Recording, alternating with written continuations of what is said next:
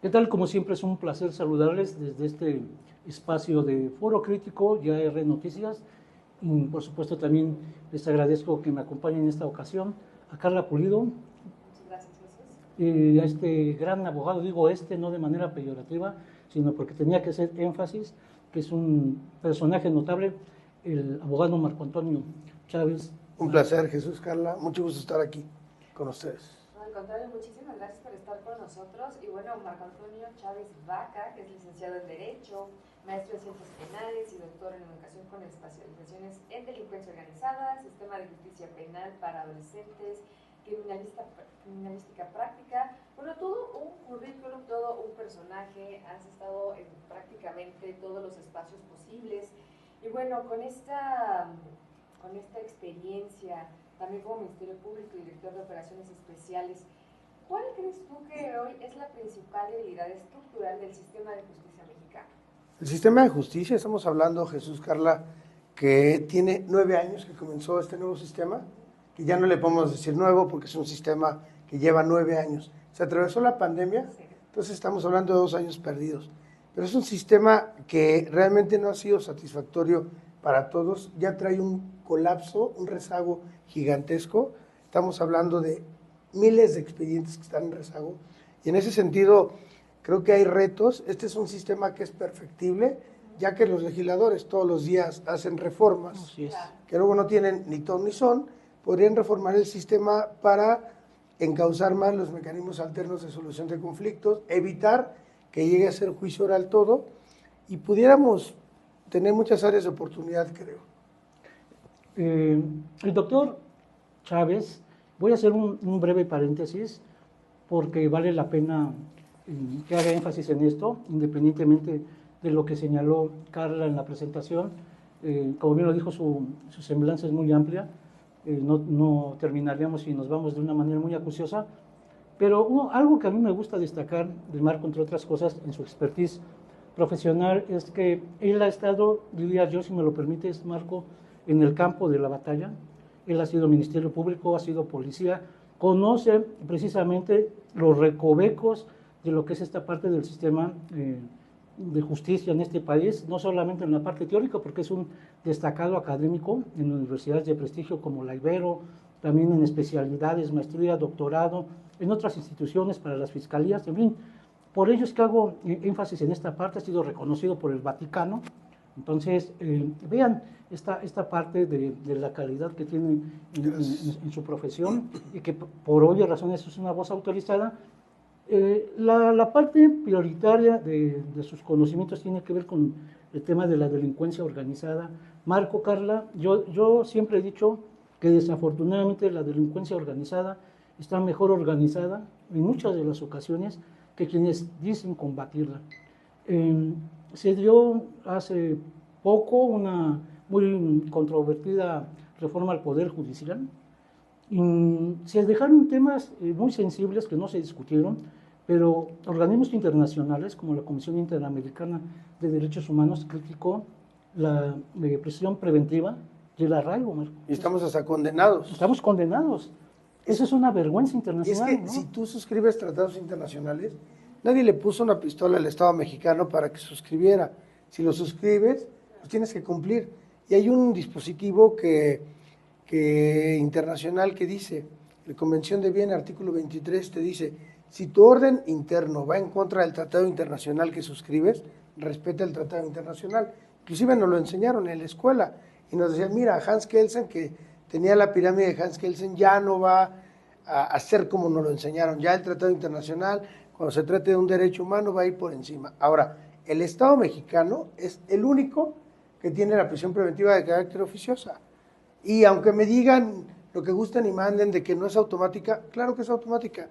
No existe un solo juez, bueno, debe haber alguien muy valiente, que el día de mañana ya no va a estar, que la inaplique. Pero el tema es que te deja sin debate. Las medidas cautelares, entre ellas la prisión preventiva, tiene 3 objetivos, que es garantizar la presencia del imputado en el procedimiento, garantizar la protección a la víctima o al ofendido y no obstaculizar el procedimiento.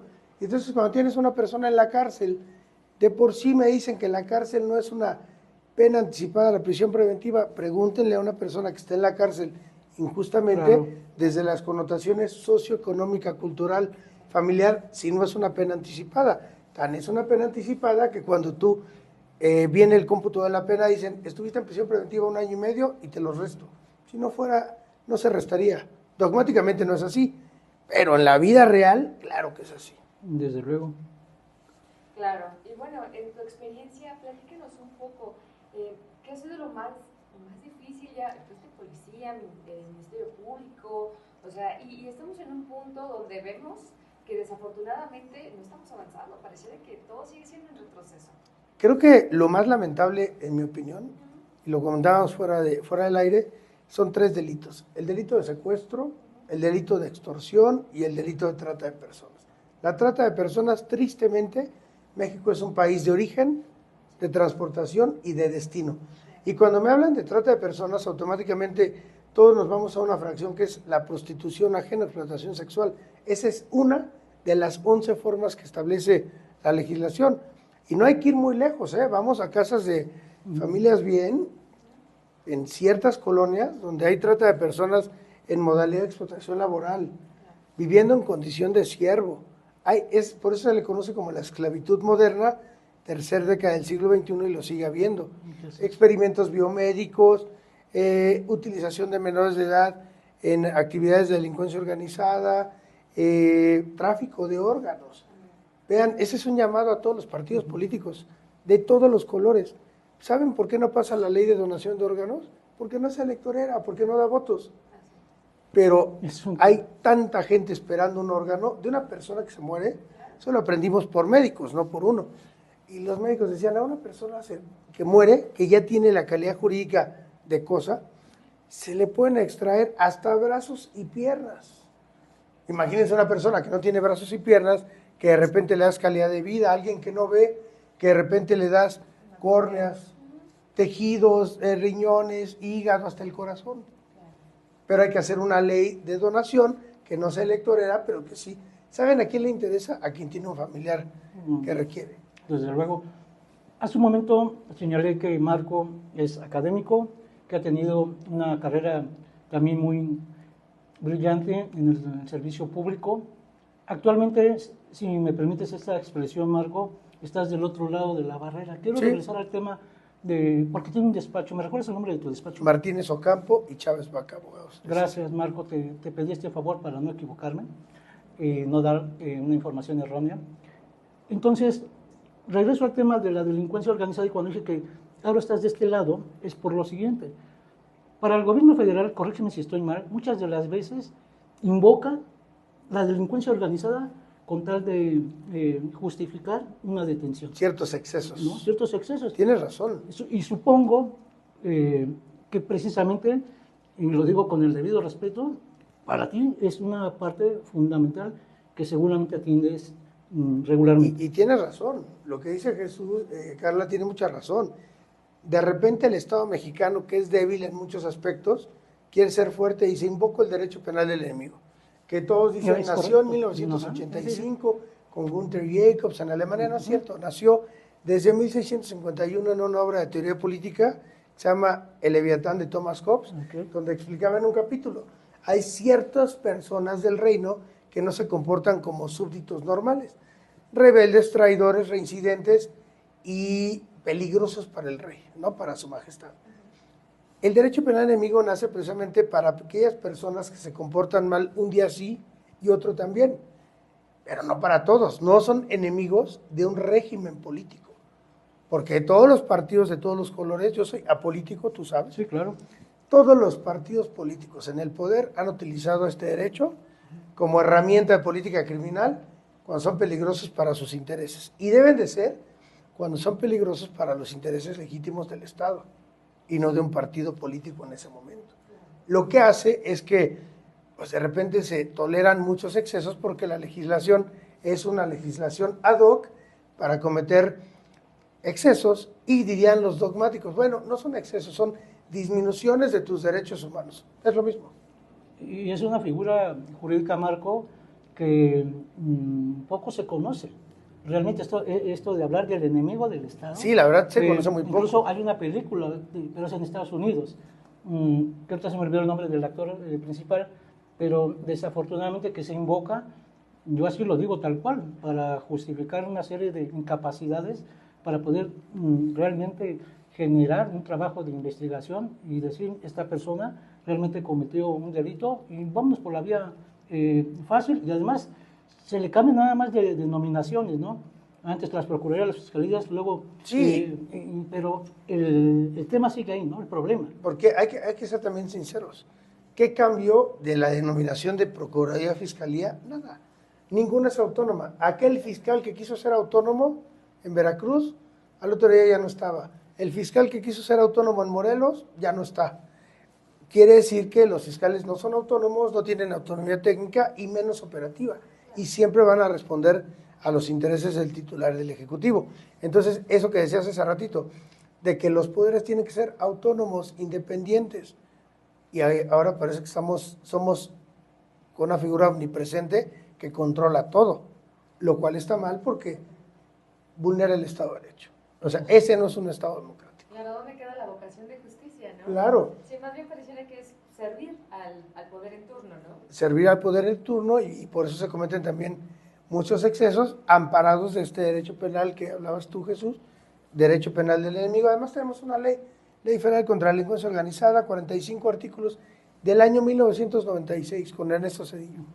Nace la ley, es más, eso sí hay que decirlo, es la primera ley en el mundo de su tipo. Ya después se hizo una convención en Palermo por Giovanni Falcone, que fue uno de los precursores de este derecho, ya en la práctica, y se hace una convención de las Naciones Unidas para combatir la delincuencia organizada transnacional, Convención de Palermo. Precisamente, Marco, vimos hace no mucho que extraditaron a algunos mexicanos. A muchos mexicanos. A muchos. Se lo llevaron a Nueva York, si mal no recuerdo. Y esta pregunta, digo, me genera de verdad muchísima preocupación.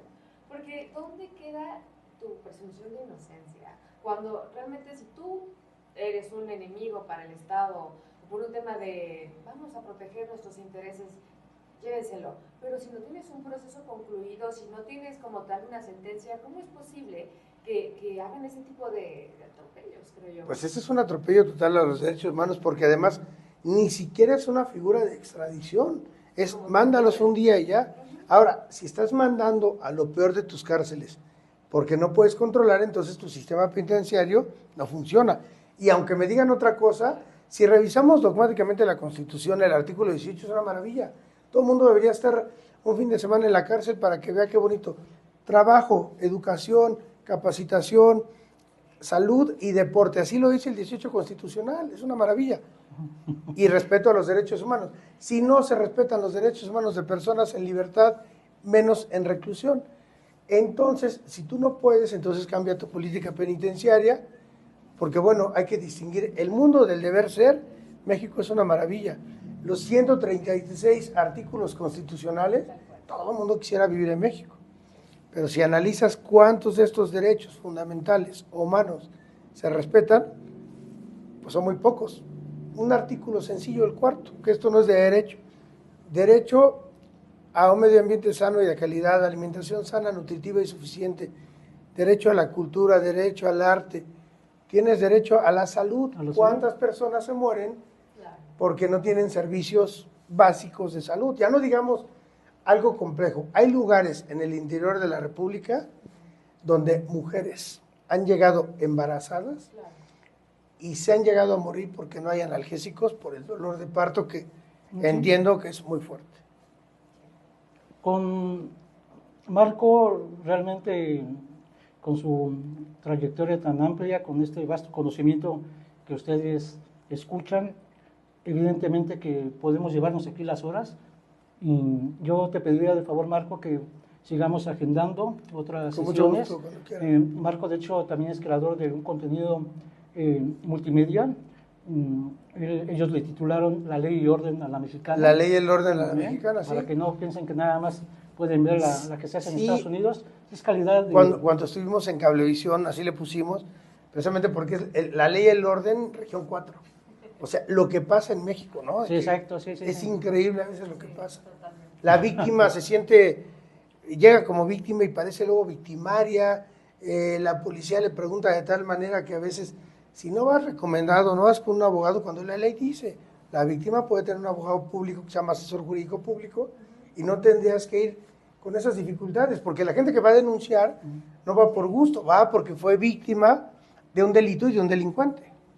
Por supuesto. Pues nosotros les agradecemos por su atención, su presencia en este espacio. Carla, como siempre, es un placer, honor en compartir cámara y micrófono. Doctor Chávez. Un gusto, Jesús, Carla. Gracias. Placer estar aquí con ustedes. Nos despedimos deseándoles un excelente día y por supuesto síganos en nuestras redes sociales, estamos en Facebook, Instagram y por supuesto en nuestro sitio web que es forocritico.com y AR Noticias. Excelente día y muchísimas gracias por su atención y confianza. Hasta pronto.